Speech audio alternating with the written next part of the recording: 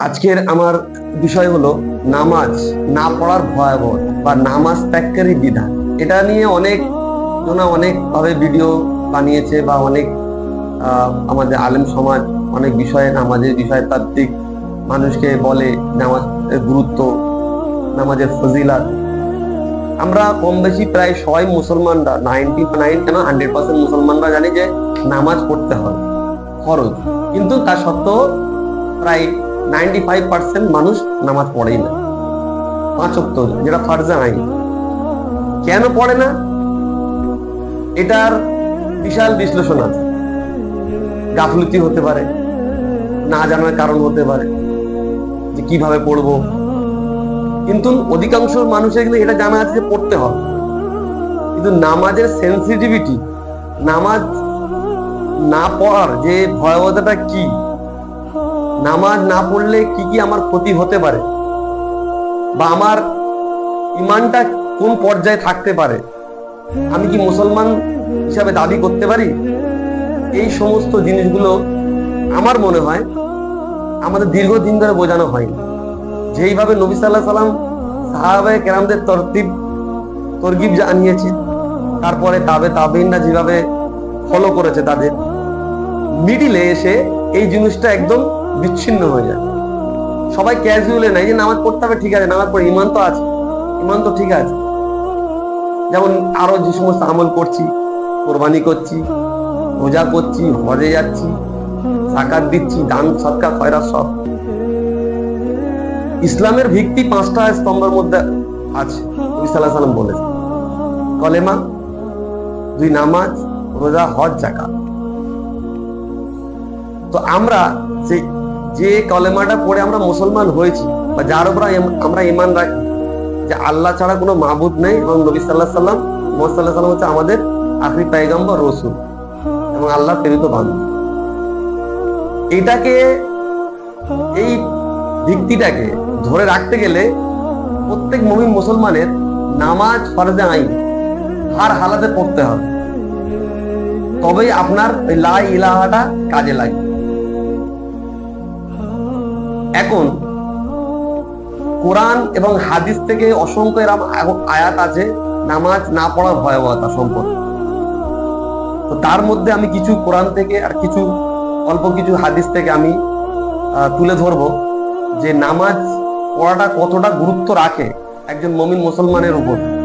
নামাজ না পড়লে কি কি তার ক্ষতি হতে পারে, আর নামাজ পড়লে সেটা তো সবাই জানে যে নামাজ পড়লে কি কি, মানে সেটা হুজুর আমাদের দীর্ঘদিন ধরে বা আমাদের আলেম সমাজ বলে আসছে।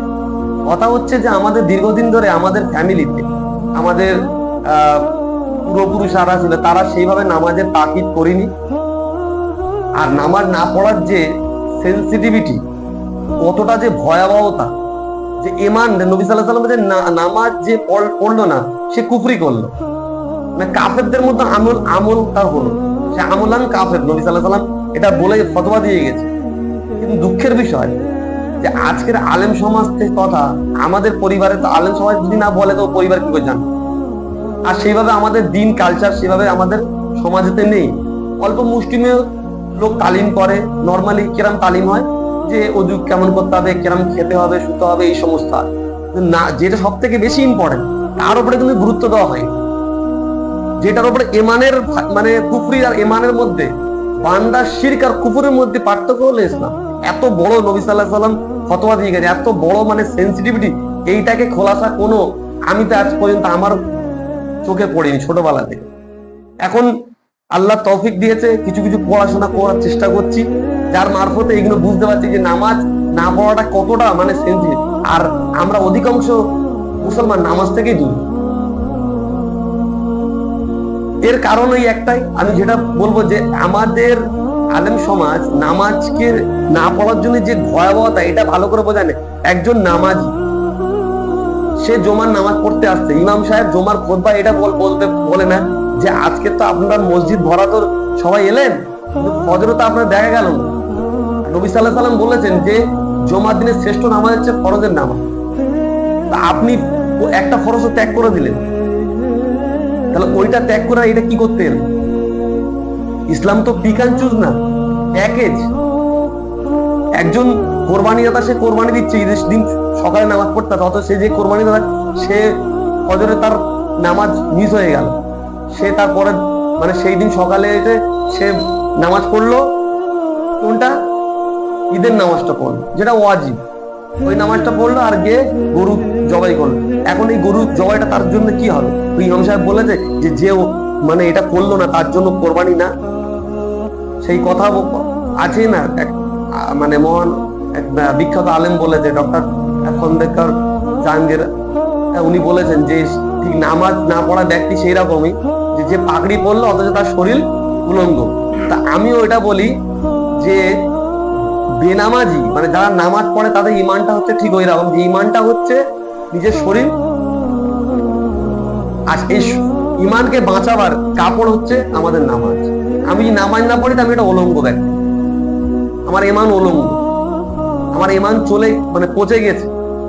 ওই ইমানের দাবি করে আমি বলবো যে আমি ইমান আছে আর আল্লাহকে দোষ দেবো যে না, আল্লাহ তো নবী সাল্লাল্লাহু আলাইহি ওয়াসাল্লাম হাদিসে বলেছে যে একবার কলেমা মানে দিল থেকে পড়ে নিল সে জান্নাতে যাবে। এটা যে কত বড় মানে এই মানে হাদিসটাকে নিয়ে মানুষকে যে কত রং ভাবে বোঝানো হয়েছে, তাহলে এইভাবে যদি বলা যায় তাহলে তো সে বলবে ঠিক আছে আমার তো ইমান তো আছে, আল্লাহ নবী তো বলেছে যে একবার কলেমা সে জান্নাতে যাবে, তাহলে আমল করার দরকারটা কি আছে? নামাজ পড়বো না কেন? তো কষ্ট করবো ফজরের সময় মানে শীতকালে ঠান্ডা কনকনে আমি তো উজু করবো, আমি মসজিদে কেন যাবো? কলেমা তো পড়ে নিয়েছি, মুসলমান তো নাম তো খাতায় লিখেই নিয়েছি, এতটুকু করলেই তো যথেষ্ট। আর আল্লাহ রহমানের রহিম গফুর রহিম মাফ করনেওয়ালা এইভাবে। কিন্তু নামাজের যে সেন্সিটিভিটি, নবী সাল্লাল্লাহু আলাইহি ওয়াসাল্লাম বলছে যে যদি আমার ভয় না থাকতো মহিলা আর শিশুদের, তা আমি ইমামতিকে একজনকে দাঁড় করিয়ে আমি গিয়ে মশাল নিয়ে সব আগুন জ্বালিয়ে দিই যারা নামাজ পড়তে আসে। এরকম অসংখ্য কোরআন থেকে আমি দলিল কিছু কিছু দিচ্ছি, অনেক তো আছে, ভিডিও অনেক বড় হয়ে যাবে বা সময় চলে যাবে। কোরআন থেকে কি প্রথমে আছে যেটা যে তার অভিমুখে তাকে ভয় করো, সালাত কায়েম করার মুশরিকদের অন্তর্ভুক্ত হও না। আল্লাহ এখানে আগে থেকে ক্লিয়ার করে দিয়েছে যে যে নামাজ পড়ে না তার আমলটা ঠিক মুশরিকদের মতো, মানে সে মুসলমান তো নামে তার কর্ম হচ্ছে মুশরিকদের মতো। মানে নামাজ কায়েম না করা মানে কি সে মুশরিকদের ক্যাটাগরিতে পড়ে গেল, মানে শিরক যারা বলে। আর নবী সাল্লাল্লাহু আলাইহি সাল্লামের হাদিসও রয়েছে যে নামাজ হলো শিরক কুফর আর ইসলামের পার্থক্য। আর আল্লাহ মুশরিকের কথাটা এখানে এনেছে, তাহলে কথাটা নবী সাল্লাল্লাহু আলাইহি সাল্লামের কথা আল্লাহর কথা এক হচ্ছে, মিলে যাচ্ছে। তাই তো, সেটাই তো সূরা মুনাফিকুনের মধ্যে আল্লাহ বলে হে মুমিন তোমাদের ধন সম্পদ ও সন্তান সন্ততি যেন তোমাদের আল্লাহ স্মরণ থেকে বা সালাত এখানে বলছে গাফিল না করে। যারা এই ব্যাপারে গাফিল তারাই তো ক্ষতিগ্রস্ত। এখন এখানে যখন সালাত থেকে যারা গাফিল তারাই ক্ষতিগ্রস্ত, তাহলে ক্ষতিগ্রস্ত মানে কি? সে আল্লাহর রহমত থেকে সে বঞ্চিত। আল্লাহর রহমত তার উপর হবে কিভাবে? কিন্তু ক্ষতিগ্রস্ত বলছে গাফিল নামাজ থেকে। আরেকটা যেটা আছে আমরা সবাই জানি সূরা মাউন পড়ি আমরা ফাওয়াইলুল মুসাল্লিন। এখন কথা হচ্ছে যারা নামাজ একদম পড়ে না আর যারা নামাজ পড়ে মোটামুটি নামাজ পড়ে, যারা নামাজের ইনশাআল্লাহ এর নেক্সট টপিকে আল্লাহ বলবো যে আমাদের সমাজে কত ধরনের টাইপস অফ নামাজ, এই বিষয়ে ইনশাআল্লাহ বলবো, একটু স্টাডি করার পরে ইনশাআল্লাহ বলতে পারবো। এখানে সূরা মুদাসসিরে বলছে ফেরেশতারা যখন জিজ্ঞাসা করবে জাহান্নামীদের, মানে মুসলিম হয়ে যারা জাহান্নামে প্রবেশ করবে, মুসলিম হয়ে, কাফের বেঈমান না তো তারা তো নিঘাত জাহান্নাম, তারা ডাইরেক্ট, তাদের কোনো মার্সি নেই, তাদের কোনো মার্সি নেই। যারা মুসলমান হয়ে জাহান্নামে যাবে তাদের ফেরেশতারা জিজ্ঞাসা করছে কিসে তোমাদের জাহান্নামে আসছিল, তোমার তো কলমাই তো পড়েছিল নাকি? এই কথা যেন কলমা পড়িছে একবার অন্তর থেকে। তারা বলবে আমরা সালাত আদায়কারীর মধ্যে ছিলাম, তারা নামাজ পড়তেন। আর একটা এখানে সূরা কালামের 42 নম্বর আয়াত আল্লাহ বলে যেদিন পায়ের গোছা উন্মোচন করা হবে আর তাদেরকে সিজদা করার জন্য আহ্বান করা হবে কিন্তু তারা সক্ষম হবে। নবী সাল্লাল্লাহু আলাইহি ওয়াসাল্লাম এই কনটেক্সটটা হাদিস আছে, নবী সাল্লাল্লাহু আলাইহি ওয়াসাল্লাম বলেছেন যে কিয়ামতের দিন যখন আল্লাহ নিজের গোছা, আল্লাহর শান আল্লাহ, এটা আমরা কল্পনা করতে পারবো না যে গোছাটা কিরকম হবে, সেই বিষয়ে আমাদের মাথা ঘামিয়ে লাভ নেই। কিন্তু যেটা হাদিসে এসেছে যে আল্লাহ যখন তার গোছা মানে পিন্ডলি মানে বলে যেটাকে, পায়ের গোছা যখন উন্মোচন করা মানে খুলবে, তখন সমস্ত যারা পৃথিবীতে সেজদা আল্লাহকে করেছে মানে নামাজ পড়েছে তারা একমাত্র ঝুঁকতে পারবে আল্লাহকে সেজদা দেবে, বাকিরা সব বাকিদের পিঠকে নবী সাল্লাল্লাহু আলাইহি ওয়াসাল্লামের তক্তা বানিয়ে দেওয়া হবে। কত সেনসিটিভিটি! কিন্তু এই সমস্ত গুলো আমাদের সমাজে বলা হয় না। সব থেকে বেশি বলা দরকার নামাজের যে সব থেকে ভয়াবহতা, যে ইমানের খাতরা হতে পারে, যে আপনি মুসলমান থাকতে পারেন না, এইরকম ধরনের কোনো মানে এইভাবে বলা হয়নি। খুব অল্প সংখ্যা আলেমরা বলে, অধিকাংশ মসজিদে এরকম নামাজ নিয়ে কোনো সেন্সিটিভিটি বোঝানো হয় না। যদি হতো তাহলে এক একটা মসজিদে ইমাম সাহেবরা যারা 30 বছর ধরে ইমামতি করছে, তাহলে পুরো মসজিদ ভরে যেত ফজরের টাইমে। সেই কটা বুড়ো, কটা যাদের একটু তাকওয়া আছে ইয়াংদের মধ্যে, তারাই হয়তো পড়ছে 2 লাইন 4 লাইন, এ তো আর বেশি না। কেন? আল্লাহ তো 5 ওয়াক্ত ফরজ করে দেন, 4 ওয়াক্ত পড়লেই যথেষ্ট। মানে এটা একটা কনসেপ্ট হয়ে গেছে না, যতটুকু আমল করে না অত না, ওইটা না। আল্লাহ ওইভাবে আমল নাই না। আল্লাহ 5 ওয়াক্ত করেছে, 5 ওয়াক্তই নেবে, 6 ওয়াক্ত নেবে না, 4 ওয়াক্ত আল্লাহ নেবে না। Wrong concept. কোন জায়গায় লেখা আছে যে আল্লাহ যতটুকু আমল করে ততটুকু? ফারজে আইন, আল্লাহ ফারজে আইন করে দিয়েছে 5 ওয়াক্ত পড়তেই হবে, হার হালাতে, হার ফিকিরে। কোনো বাহানা চলবে না, কোনো বাহানা চলবে না। সূরা নিসাতে বলছে, অতঃপর তোমরা সালাত পূর্ণ করো, তখন দাঁড়ানো অবস্থায়, বসা অবস্থায়, মানে যেরকম হালাতে তুমি আছো, কষ্ট যতই হোক না কেন, নামাজের জন্য তোমাকে যেরকম অবস্থায় তুমি আছো সেরকম অবস্থা তোমাকে সালাত আদায় করতে হবে। আর সূরা আরাফে বলছে, আর যারা কিতাবকে দৃঢ়ভাবে আঁকড়ে ধরে আর সালাত কায়েম করে, নিশ্চয় আমি সৎ কর্মশীল প্রতিদান করি। কিতাবকে ধরা মানে হচ্ছে কোরআন শরীফকে ছোঁয়া না। কিতাবকে ধরার অর্থ হচ্ছে কোরআন শরীফকে পড়ে বুঝে আমল করা। আমাদের সমাজে কোরআনকে নিয়ে যদি বলতে যাই আরো অনেক বড় হয়ে যাবে। এতটুকু বলবো যে কোরআনটা শুধু আমরা এইভাবে চুমু খাই আর সব থেকে উপরে এক করে উপরে রেখে দিই। তখন কে মরবে তখন বাবার বলবে, কে কতবার বক্সাতে পারে ছোটবেলা থেকে। আমি নিজে হয়তো অনেক সময় কোরআন ছোটবেলাতে পড়ছি, খালি খতমই করে গেছি, কিছু বুঝিনি। কিন্তু কোরআন খতম করার জন্য আসেনি, কোরআন হেদায়েতের জন্য এসেছে, কোরআন নসিহতের জন্য এসেছে। নসিহত কি? আল্লাহ তো কোরআনে বলছে যে কেউ আছো কি এর থেকে নসিহত পাবে? তাহলে আমরা এই জায়গা থেকে অনেক দূরে আছি। আর একটা সালাতের গাফলতি। প্রথম হচ্ছে সালাতের গাফলতি আমাদের নাফস। কারণ আল্লাহ এই নাফসকে ইলহার জায়গায় আল্লাহ দিয়ে উদাহরণ দিয়েছে, যে নিজের নাফস এর গোলামতি করলো, ওই ব্যক্তিকে হে নবী সাল্লাল্লাহু আলাইহি ওয়াসাল্লাম আপনি কি দেখেছেন ওই ব্যক্তিকে যে নিজের নাফসকে এলা বানিয়েছে? এলা মানে এখানে কি আল্লাহ বলছে যে নাফসের গোলামিতে বা নাফসের খাওয়াই সাথে, যে আমি ফজরের সময় ঘুমাচ্ছি, অ্যালার্ম বাজছে বা দিইনি, ঠিক আছে, ঘুম লাগছে তো ঘুমিয়ে যাই, এই নাফসের যে আমি না প্রচলনে পড়ে যে ঘুমিয়ে গেলাম আর উঠলাম না আর আল্লাহর জন্য দাঁড়াতে পারলাম না মসজিদের সামনে, তাহলে আমি অ্যাকচুয়ালি ওই নাফসটাকে আমি এলার জায়গায় মানব। কেন? আমি আমার নিজের নাফসের খাওয়াই সাথে উপরে আমি রইলাম, আমি কিন্তু আল্লাহর জন্য উঠতে পারলাম না। মারাত্মক একটা ভয়ঙ্কর মানে বিষয়। কিন্তু মানুষ সব থেকে বেশি নিজের নাফসের ধোকায় পড়ে আছে, নিজের নাফসকে এলা বানিয়েছে। আর সূরা হুদের 114 নম্বর আয়াত বলছে, আর তুমি সালাত কায়েম করো দিবসের দুপ্রান্তে, রাতের প্রথম অংশে নিশ্চয়ই ভালো কাজ মন্দ কাজকে মিটিয়ে দেয়। এখানে কিন্তু আমাদের 5 ওয়াক্ত ফরজ নামাজের এখানে কথা এসে গেছে এই আয়াত। কি বলছে? দিবসের দুপ্রান্তে।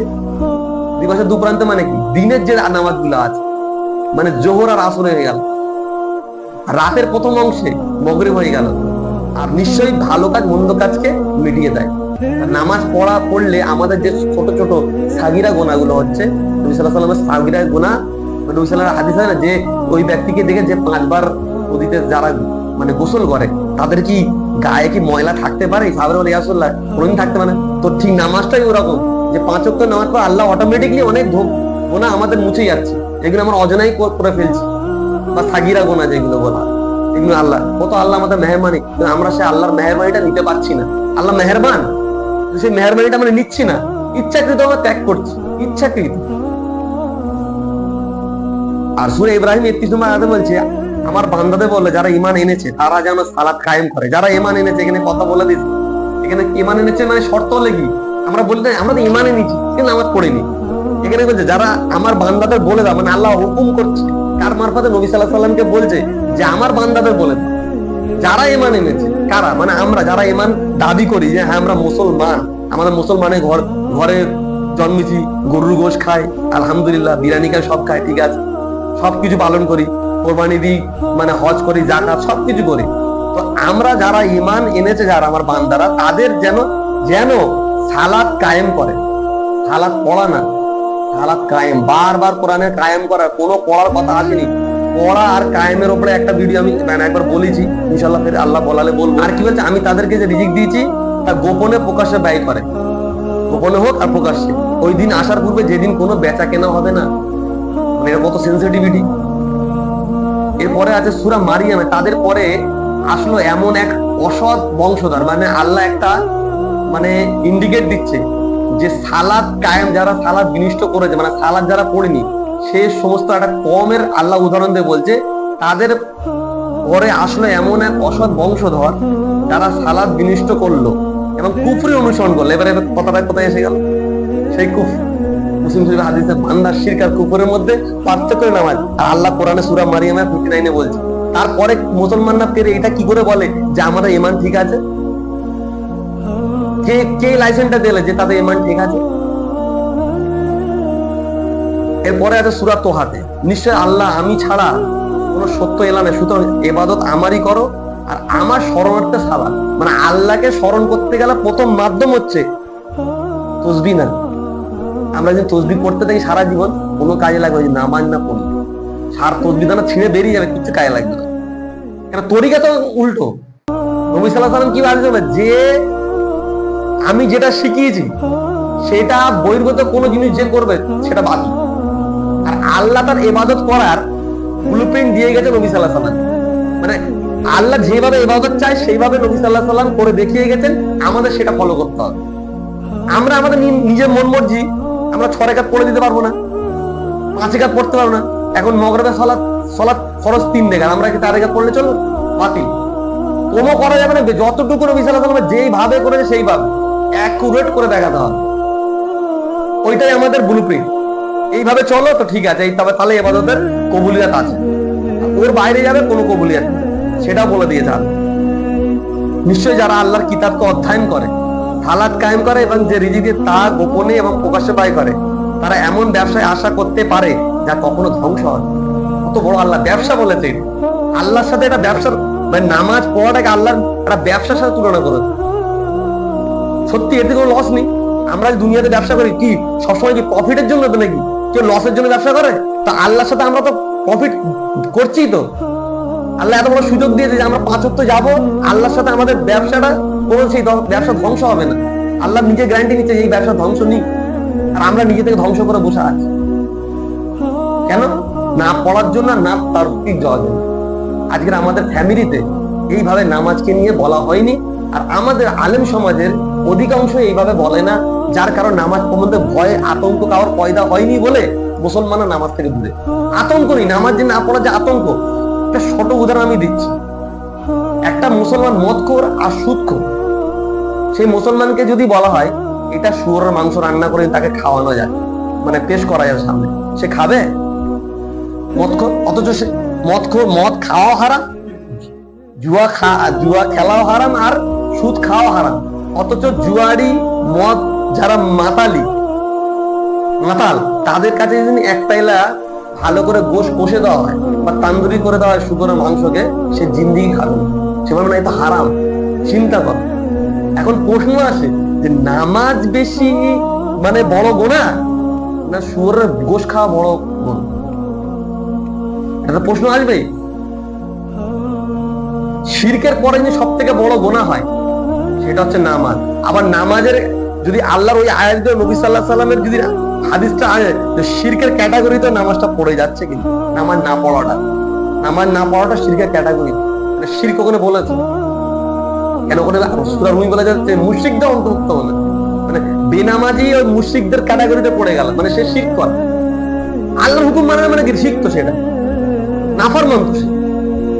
তাহলে এখানে সে মুসলমান হয়ে এতটুকু তার জ্ঞান, তার মানে তাকে ছোটবেলা থেকে এমন ভাবে ভয় দেখানো হয়েছে আমাদের পরিবার থেকে শুরু করে, আর আমাদের মসজিদ থেকে, আর আমাদের আলেম সমাজ এমন ভাবে বুঝিয়েছে যে শুয়োরের মাংস কতটা মানে জঘন্যতম। কিন্তু এইটা বোঝানো নেই যে নামাজ না পড়া যে কত জঘন্যতম শুয়োরের গোশত খাওয়ার থেকেও, এটা বলা হয়নি বলে মুসলমানরা আজকে নামাজ থেকে দূরে। এটা আমি নিজে এটা ফিল করেছি। এটা অধিকাংশ যদি মানুষ ভাবে যে সত্যি এই কথাটার মধ্যে কি ওজন আছে, একবার ভাবুক যে সত্যি একটা মুসলমান সে জেনে যাচ্ছে যে শুয়োরের গোশত আমি খাবো না, কিন্তু ওই মুসলমানটা নামাজ পড়তে যায় না। কিন্তু ও কেন, যারা মদ খায় না, শুয়োর খালে না, তারাও নামাজ পড়ে না।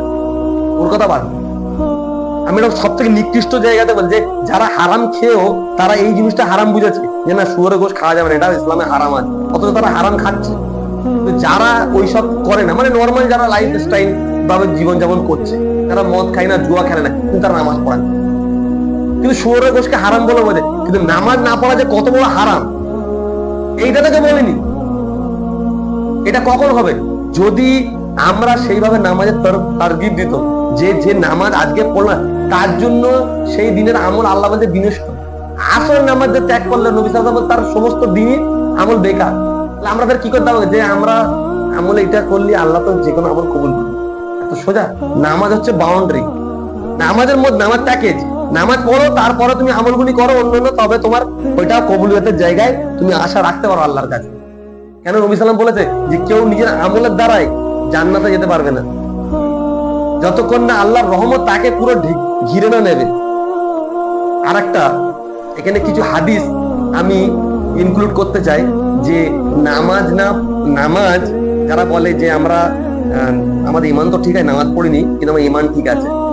তো এখানে আমি যে এক্ষুনি কথাগুলো বল যে নামাজ পড়া বেশি মানে বড় গোনা না এই সবগুলো গোনা, এইসব হাদিসে যেগুলো এসছে। যেমন প্রথম হাদিস আনাস বিন মালিক রাদিয়াল্লাহু তাআলা বর্ণিত, নবী সাল্লাল্লাহু আলাইহি ওয়াসাল্লাম বলেছেন যে মুমিন বান্দা ও শিরক এর মধ্যে পার্থক্য সালাত ত্যাগ করা। অর্থাৎ যে ব্যক্তি সালাত আদায় করলো সে অবশ্যই শিরক করলো। আনাস বিন মালিক রাদিয়াল্লাহু তাআলা বলছেন শিরক করলো।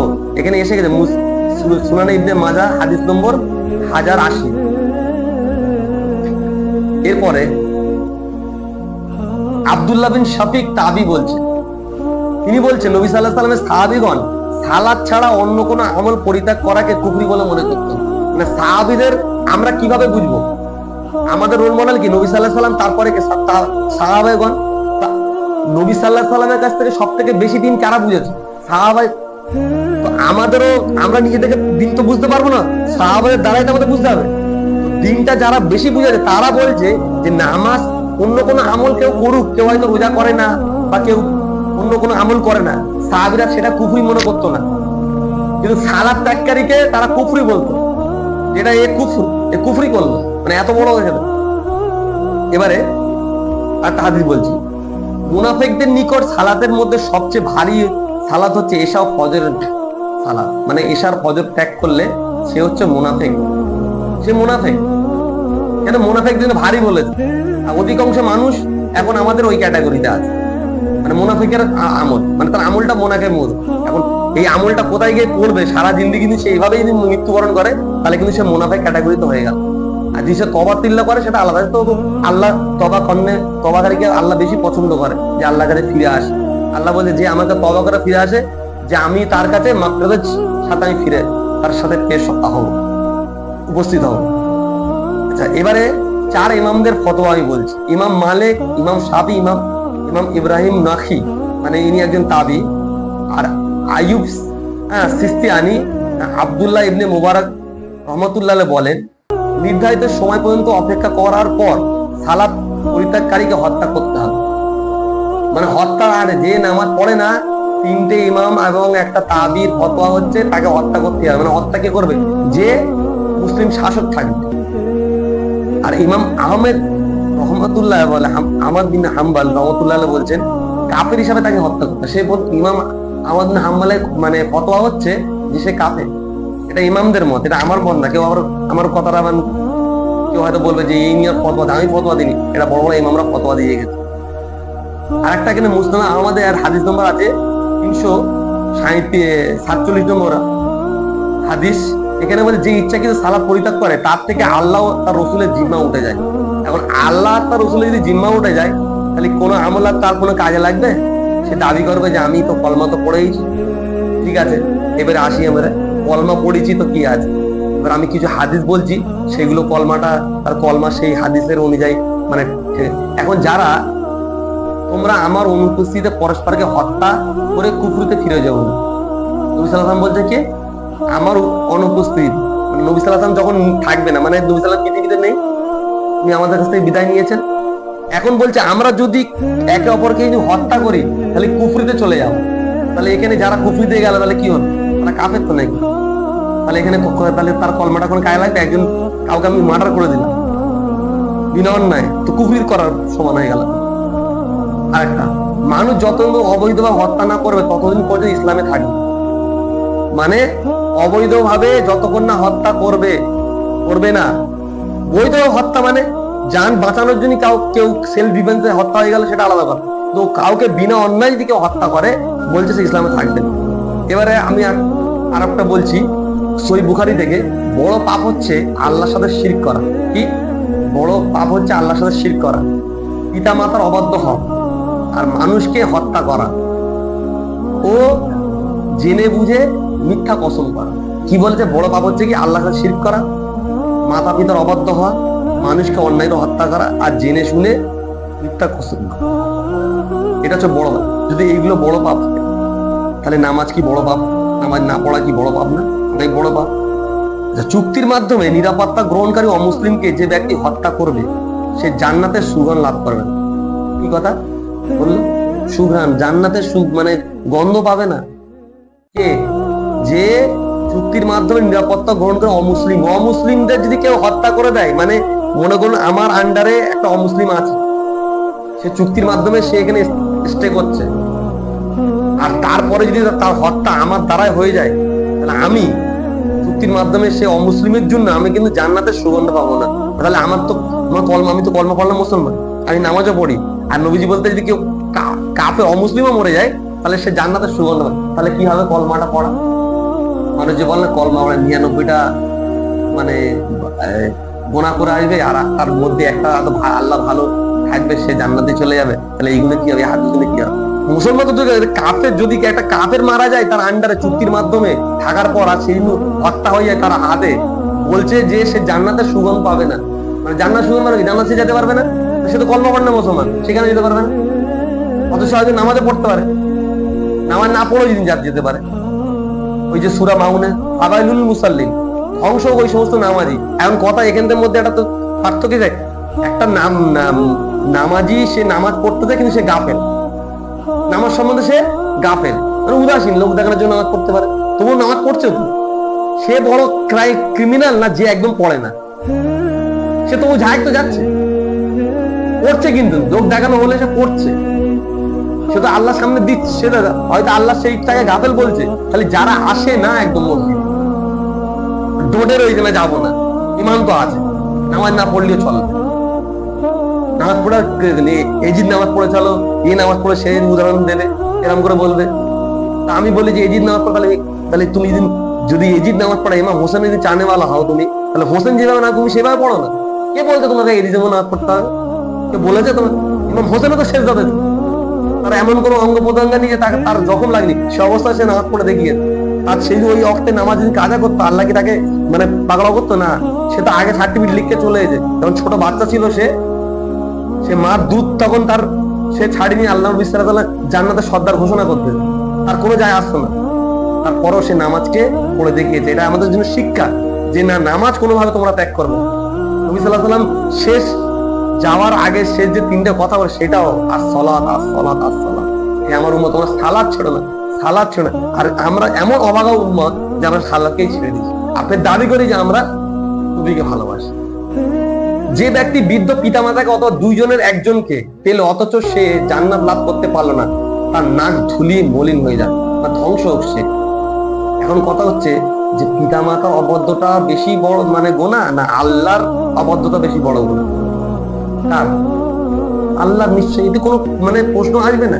তাহলে যে পিতামাতার অবদ্ধ যিনি যে জান্নাত লাভ করতে পারে না, আল্লাহর অবদ্ধতা সে কিভাবে জান্নাত পেতে পারে? মানে এখানে যদি আমি মনে করুন আমি 5 ওয়াক্ত নামাজ পড়ি, আর আমি যদি পিতা মাতার অবদ্ধতা হয়, তাহলে আমি নামাজ পড়বো জাহান্নামে যাবো, তাই তো? কিন্তু যারা নামাজ পড়ে না, কি সেন্সিটিভিটি আসবে? এগুলোই তো আসবে। নবী সাল্লাল্লাহু আলাইহি ওয়াসাল্লাম মুআজ রাদিয়াল্লাহু আনহু থেকে 10টি উপদেশ দিয়েছিল, তার মধ্যে একটি যে ইচ্ছা করে ফরজ সালাত ত্যাগ করো না। কে বলছে? মুয়াজ রাদিয়াল্লাহু আনহুকে নবী সাল্লাল্লাহু আলাইহি ওয়াসাল্লাম তারকিব দিচ্ছে, নামাজ সেনসিটিভিটি বোঝাচ্ছে যে হে মুয়াজ, তুমি ইচ্ছাকৃত ভাবে কোনো ফরজ সালাত ত্যাগ করবে না। কেননা যে ইচ্ছা করে ফরজ সালাত ত্যাগ করে তার জন্য আল্লাহর পক্ষ থেকে রক্ষণের একটা দায়িত্ব উঠে যায়। না, আল্লাহ তার জিম্মাদার না। আর আল্লাহ যার জিম্মাদার না, তার আখিরাতে কি হবে? কেউ জিম্মাদার হতে পারবে? যার আল্লাহ যার কাছ থেকে হাত তুলে তার সব দিক থেকে মানে তার ফাঁকা, তার কোনো আমলার কোনো কাজে লাগবে? তার কোরবানি, তার রোজা কোনো কাজে লাগবে কি? কোনো কাজে লাগবে না। আব্দুল্লাহ ইবনে আমর রাদিয়াল্লাহু থেকে বর্ণিত, নবী সাল্লাল্লাহু আলাইহি ওয়াসাল্লাম বলেছেন, দান করে খোঁটা দানকারী, পিতা মাতার বিদ্যুচারণকারী আর মদ্যপানকারী জান্নাতে প্রবেশ করতে পারবে না। এখন এখানে প্রশ্ন আসে, মদ খাওয়া বেশি বড় গুনাহ না নামাজ ত্যাগ করা? কোনটা? যে মদ খালে, একবার মদ খাচ্ছে সে আর সেই অবস্থায় মরে গেল, সে জান্নাতে যাবে না। আর যে সালাত পড়ে না, সে জান্নাতে চলে যাবে। মদ খেয়ে যদি জান্নাতে জাহান্নামে চলে যেতে হয়, তাহলে আমি নামাজ পড়ে আর ফের বলবো যে আমার ঈমান। আব্দুল্লাহ ইবনে আমর রাদিয়াল্লাহু থেকে বর্ণিত, নবী সাল্লাল্লাহু আলাইহি বলেছেন, 3 শ্রেণীর লোক জান্নাতে যাবে না। যেটা আগে বাবুই বললো, পিতামাতা অবদ্ধ সন্তান, দায়ুস যে বাড়িতে বেহাপনার সুযোগ করে দেয়, আর পুরুষ বেশ ধারণকারী মহিলা, যারা মহিলা হয়েও মানে এখন সোকল মডারেটি না, আমার শরীর কাপড় আমার, আমি পরবো, ওতে কি আছে? তো যারা পুরুষ, তাদের উপরে আল্লাহ এবং তার ফেরেশতারা সবাই লানত দিচ্ছে, তারা হচ্ছে কি, তারা জান্নাতে যেতে পারবে না। তাহলে একজন পুরুষ বেশ ধারণকারী নারী আর দায়ুস, তাহলে দায়ুস হওয়াটা বড় গুনাহ না নামাজ ত্যাগ করা বড় গুনাহ? আমি একটা কথা, আমি সেনসিটিভিটি বোঝার চেষ্টা করছি যে দায়ুসটা তো অনেক বড় গুনাহ, কাবিরা গুনাহ। যে দায়ুসের জিনিস, সে জান্নাতের কি বলতে, জান্নাত তার জন্য হারাম। হারাম মানে কি? পাবে না সে সারা জিন্দেগি, ইয়া খালিদিনা আযাবা, সে আযাব খেতেই থাকবে। তাহলে দায়ুস হয়ে যদি জাহান্নামে যেতে হয়, তাহলে যে নামাজ ত্যাগ করবে সে জান্নাতে চলে যাবে। আল্লাহ চাইলে শিরক করে অনেক গুনাহ মাফ, সব গুনাহ মাফ করতে পারে, কিন্তু এখানে তো এইগুলো তো নবী সাল্লাল্লাহু বলে যে এটা যাবে না, তাহলে কি হবে? এখানে তো প্রশ্ন আসে, আল্লাহ বলতে কি শিরক ছাড়া আল্লাহ যে কোনো গুনাহকে মাফ করতে পারে আল্লাহ যদি চায়। তাহলে এই যে নবী সাল্লাল্লাহু আলাইহি হাদিস, তাহলে কোথায় যাবে? তাহলে আমাদের বুঝতে হবে যে নবী আল্লাহ যে কোনো গুনাহ বলতে তারও ক্যাটাগরি আছে, সেটা তো আল্লাহর রহমতের উপরে। আমি দোষ লাগাবো যে না আমি তো কলমা পড়েছি, আমার কেন প্রত্যেক আমল নিয়তের উপরে আমি যে এই হাদিসটা চুজ করে থাকবো? না, আল্লাহ নবী তো বলেছে যে একবার কলমা পড়ে সে জান্নাতে যাবে। তাহলে আমি এই হাদিসটা নিয়ে বসে থাকি, তাহলে আমার আমল করার দরকার নেই। কেন নবী বলেছে আমাকে যে একবার পড়লে সে গেল। তাহলে দায়ুসরা কি কলমা পড়েনি? অনেকটা আমাদের সমাজে দেখা যায়, ফেসবুকে আমরা দেখি, ইনস্টাগ্রামে বিভিন্ন যারা দাড়িওয়ালা হাই সাহেব, তারাও বউদের সেলফি মারে। শুধু ওই না, এবং তাঁতির মানে গানেরও স্টোরি, সে দায়ুস তো, সে নামাজ পড়ে নাকি? তাহলে সে যদি নামাজ পড়ে, হজ করে, যদি সে দায়ুস হয়ে দিন, সে মানে সে জাহান্নামে যেতে পারে, তাহলে যে নামাজ পড়ে না সে কিরাম করে দাবি করে যে আমার ঈমান ঠিক আছে? আচ্ছা, রক্তের সম্পর্ক ছিন্নকারী জান্নাতে যাবে না। আমি এই হাদিসগুলো কিন্তু এতে পড়ে না, আমি খালি সেনসিটিভ হয়ে যাচ্ছি কিন্তু যে এই ক্যাটাগরিতে মানে কি এইগুলো আল্লাহ নবী হারাম করে দিয়ে গেছে যে এরা পাবে। রক্ত সম্পর্ক মানে কি? ভাই বোন, মা বাপ, যাদের সাথে রক্ত সম্পর্ক আছে তারা জান্নাতে যাবে না। আচ্ছা, সর্বদা নেশা দ্রব্যকারী জান্নাতে যাবে না। যারা সবসময় নেশা পান করে তারাও জান্নাতে যাবে না। প্রত্যেকটা হাদিসের রেফারেন্স আছে, আমি সব রেফারেন্স লেখা আছে, ইনশাআল্লাহ আমি কেউ চাইলে আমি দিতে পারি। হারাম খাদ্য ভক্ষণকারী জান্নাতে যাবে না। মিশকাত শরীফ 2787। যে হারাম খাচ্ছে, যে কোনো হারাম খাওয়া, তাহলে যদি হারাম খেয়ে জান্নাতে না, তাহলে মানে যে নামাজ পড়ে তার কি হবে? আচ্ছা, নির্ধারিত সময় পূর্বে আত্মহত্যাকারী জান্নাত যাবে না। মানে কারোর নির্ধারিত সময় আল্লাহ দিকে যে এই তার মওত হবে, কিন্তু আমি আত্মহত্যা করছি, মানে সুসাইড। তাহলে সুসাইড করাটা বড় গুনাহ না নামাজ না পড়া? তাহলে যে সুসাইড করেছে সে মুসলমান যদি হয়, তাহলে নিশ্চয়ই সে তো কলমা পড়েছিল, হ্যাঁ কি না? সে কলমা পড়ে আর সে আমি আত্মহত্যা করে নেবো, তাহলে আমি জান্নাতে চলে যাবো। নিন্দাকারী আর চগলখোর জান্নাতে যাবেন। আচ্ছা, এবারে এখানে কথা, পরনিন্দা মানে গীবত, তাই চগলখোর, এই চগলখোর হওয়াটা বড় গুনাহ না নামাজ ত্যাগ করে? সব থেকে চোর বকে, সবথেকে বড় চোর কাকে বলা হয়েছে? যে নামাজ চুরি করে, মানে নামাজ পড়ে যে চুরি করে। তাহলে যে নামাজ পড়ে সেটা আরো বড়। যে নামাজ পড়ে যে নামাজকে শর্ট করার চেষ্টা করে, সঠিকভাবে রুকু সেজদা করে না, তাকে নবী সাল্লাল্লাহু আলাইহি ওয়াসাল্লাম বড় চোর বলা হয়, তাই তো? তাহলে এরা কারা? তারা মারাত্মক মানে ক্যাটাগরিতে। চগলখোর যদি জান্নাতে না যেতে পারে, তাহলে বেনামাজি কি করে আশা করে আমি জান্নাতে চলে যাবো? আবু হুরায়রা রাদিয়াল্লাহু থেকে বর্ণিত, নবী সাল্লাল্লাহু আলাইহি ওয়াসাল্লাম বলেছেন, সোমবার বৃহস্পতিবার জান্নাতের সমস্ত দরজা খুলে দেওয়া হয়। তবে সোমবার আর বৃহস্পতিবার জান্নাতের দরজা খুলে দেওয়া হয়। মুশরিক জাতি সকলকে ক্ষমা করে দেওয়া হয়, তবে এমন ব্যক্তি নয় যে ভাইয়ের সাথে হিংসা করে, বিদ্বেষ আগে। ফেরেশতাদের বলা হয় সংশোধন হওয়া না পর্যন্ত তাদের অবকাশ দাও। মানে কি, কেউ যদি ভাইয়ের সাথে বিদ্বেষ রাখে, হিংসা করে, ঠিক আছে, এই রকম মানুষকে জান্নাতের মানে সে হকদার না, যদি না তওবা করে। তাহলে ভাইয়ের সাথে হিংসা করাটা বড় মানে ক্যাটাগরিতে পড়ে পাপের, না নামাজ ত্যাগ করে? ভাইয়ের সাথে হিংসা করাটা, এটা ভাইয়ের সাথে হিংসা করা, এটা অনেক বড় ক্যাটাগরিতে আল্লাহ বলছেন, আল্লাহ নবী সাল্লাল্লাহু আলাইহি ওয়াসাল্লাম বলছেন। কিন্তু তার মুশরিক জাতি বলছে, মুশরিক জাতি সকলকে ক্ষমা করা যায়। কাকে ক্ষমা করা হয় না? কাকে?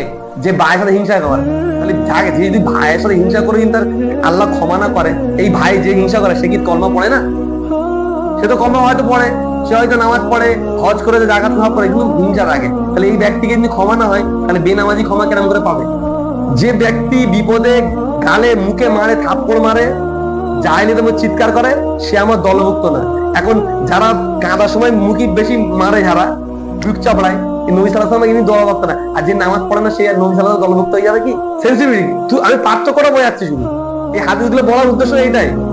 হয়তো ভিডিওটা অনেক বড় হচ্ছে, কিন্তু এই ভিডিওটা দেখলে ইনশাআল্লাহ আমার মনে হয় যদি সঠিকভাবে একটু লোক বিবেচনা করে, যে মানে পাপের আমি ওজনটা বোঝাচ্ছি, ভ্যালুটা বোঝাচ্ছি, যে এইগুলো তো অনেক ছোট জিনিস। এই ছোট পাপ করেও যদি জান্নাতে না যেতে পারি, নামাজ না পড়ে কিরকম করে জান্নাতের আশা আমরা রাখতে পারি যে আমরা জান্নাতে চলে যাবো বেনামাজি হয়ে সারা জীবন, যদি না আমরা তওবা করি? আল্লাহ তওবা করলে, আল্লাহ বলেছে তওবা করলি যে সে তার সমস্ত গুনাহকে আল্লাহ মাফ করে। এমনকি শিরকে গুনাহ আল্লাহ মাফ করে, তাই তো? শিরকে গুনাহ আল্লাহ বলেছে মাফ করে, যে সারা জীবন সে শিরক করলে কিন্তু তওবা করলে আল্লাহ তাকেও মাফ করে। আর ফের গুনাহগুলোকে পূর্ণ থেকে আল্লাহ কত রহমান, এই দিক থেকে আল্লাহ রহমান রহিম না। সব জায়গায় আল্লাহ রহমান রহিম মানে ঢুকিয়ে দিলে হবে না, সেখানেও আল্লাহ রহমান রহিমের ক্যাটাগরি আছে। আচ্ছা, সেই ব্যক্তি কখনো জান্নাতে যাবে না যার অন্যায়ের কারণে তার প্রতিবেশী নিরাপদ থাকে না। চিন্তা করে বেড়ে প্রতিবেশীর কথা বেড়ে শেখা, মানে আমার দ্বারা যদি কোনো প্রতিবেশী জুলুম হয়, এইরকম ব্যক্তি সে জান্নাতে যাবে না। তাহলে প্রতিবেশীকে ছাতানো বেশি হে না, না আল্লাহকে মানে নাফরমানি করা বেশি বড় গোনা? যদি প্রতিবেশীকে মানে কষ্ট দে, প্রতিবেশীতে খারাপ ব্যবহার করে যদি জাহান্নাম যেতে হয়, তাহলে আল্লাহর সাথে নাফরমানি করে কি জান্নাতে চলে যাবো? অথচ সে বান্দার, আল্লাহ হচ্ছে আমাদের রব, বান্দার হক যদি নষ্ট করে জাহান্নামে চলে যেতে হয়, আর আল্লাহর হক নষ্ট করে কি করে যাবো? যে জেনে শুনে অন্যকে পিতা বলে দাবি করে, বা এটা কুফরি করা হলো, এর কারণে তার উপর আল্লাহর অভিশাপ লানত হয়, তার জন্য জান্নাত হারাম হয়ে যায়। তাহলে অন্যজনকে পিতা যে বলে, তাহলে অন্যজনকে পিতা বলা বড় গুনাহ না আল্লাহর নাফরমানি করে সালাত ত্যাগ করে দেওয়া? শেষ আর একটা আছে, এটা বলে আমি শেষ করব। প্রতারক, কৃপণ আর খোটা দানকারী জান্নাতে যাবে। প্রতারক মানে কি? চিটার যাকে বলে, চিটার আর কৃপণ, কুঞ্জুস, মাখিচুস আর খোটা দানকারী। তাহলে মাখিচুস হওয়াটা বড় গুনাহ না সালাত ত্যাগকারী? খোটা দানকারী বড় গুনাহ না সালাত ত্যাগকারী? আমার উদ্দেশ্য একটাই, যে এই গুনাহগুলি করার পরও সে জান্নাত যেতে পারে না, সে তারা কি কলমা পড়িনি? যারা বলে কলমা তো পড়ি, যে ইমান ঠিক আছে, আমি সেই জন্য এই হাদিসগুলো বললাম, কেন এরাও নিশ্চয়ই কলমা পড়ে। এটা কিন্তু মুসলমানদের ভেতরে, এটা কোনো এই সমস্ত হাদিসগুলি কি কোনো কাফেরদের জন্য বলেছে কি? যতগুলো হাদিস বললো, আমি একটা হাদিস কোনো কাফেরের মধ্যে নেই। এগুলো নবী সাল্লাল্লাহু আলাইহি ওয়াসাল্লাম তার উম্মতদের জানিয়ে গেছে যে এইগুলো থেকে বাঁচো তোমরা। এখানে কোনো কিন্তু কাফের মুশরিকদের কথা হবেই না, তারা তো অলরেডি তারা জাহান্নাম। এটা শুধু মুসলমানদেরকে বলা হয় যে মুসলমান হয়ে যারা এই সমস্ত কাজগুলো করবে তারা জাহান্নামে যাবে। আর আমার উদ্দেশ্য এটাই বলার, যে এই সমস্ত গুনার দ্বারা যদি জাহান্নামে যেতে হয়, তাহলে আল্লাহর নাফরমানি করে কি করে আমরা দাবি মানে এই করি যে আমার ঈমান ঠিক আছে আর আমি জান্নাতে চলে যাব বিনা নামাজ পড়ে? আল্লাহ চাইলে তো সব মাফ করে, সেটা তো আল্লাহর ইখতিয়ারে। আমরা দুনিয়াতে ওই আশালে বসে থাকবো যে না একবার যে কলমা পড়ে সে জান্নাতে চলে যাবে? এইরকম ভাবে মানে মানুষকে এইভাবে এক্সপ্লয়েট করা তো ঠিক না। এরকম করতে সেটা আমল থেকে দূর হয়ে যাবে। আর এর ধার জানা তাকে দিতে হবে যারা এইভাবে অপব্যাখ্যা করে। আর আজকের একটাই আমার কথা বলার উদ্দেশ্য হচ্ছে এটা, যে আমাদের ছোটবেলা থেকে নামাজের ভয়াবহতা, নামাজ না পড়া যে কতটা জঘন্যতম অপরাধ, সেই বললাম একটা উদাহরণ, যে শুয়োরের মাংসকে এত খারাপ করে নেটোরিয়াস করে দেওয়া হয়েছে যে আমরা নাম বলতে আমাদের মুখে দিতে হয়, তাই তো? তো তো আজকে যদি নামাজটাকে ওইভাবে বোঝানো হতো যে নামাজ না পড়াও সুরত থেকেও ডেঞ্জার জিনিস, তাহলে ইনশাল্লাহ আমার মনে হতো আজকে জম্মার মতো প্রত্যেকটা মসজিদে মুসল্লি হয়ে গেছে। বড় কষ্টের বিষয় এইটা যে আমরা প্রতিনিয়ত 5 ওয়াক্ত আল্লাহ নাফরমানি করে যাচ্ছি। যাক, বলার মধ্যে অনেক কিছু হয়তো মানে আবেগে অনেক কিছু বলে ফেলেছি, কারোর হয়তো খারাপ লাগতেই পারে, তবে হক যেটা আল্লাহ বলাচ্ছে এটা বলবো। এই আগে আমার বন্ধুই বললো যে যে আমার দায়িত্ব হচ্ছে এটা যে আগে নিজে আমরা ঠিক হই, তারপরে মানুষকে বলি।